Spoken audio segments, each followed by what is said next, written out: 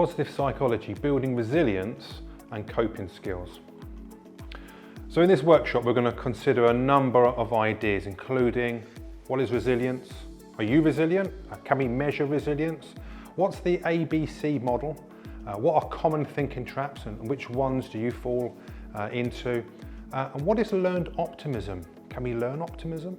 How does positive emotion and savouring positive experiences impact our resilience? And finally, we're going to take a look at how we improve our resilience through an understanding of Love 2.0.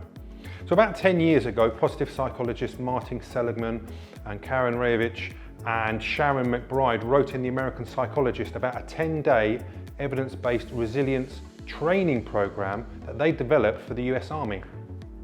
This course was called the Master Resilience Trainer course. And we've taken some of the basic concepts and ideas to start a person's journey towards improved resilience, which includes more awareness of one's thinking, how to learn to be more optimistic.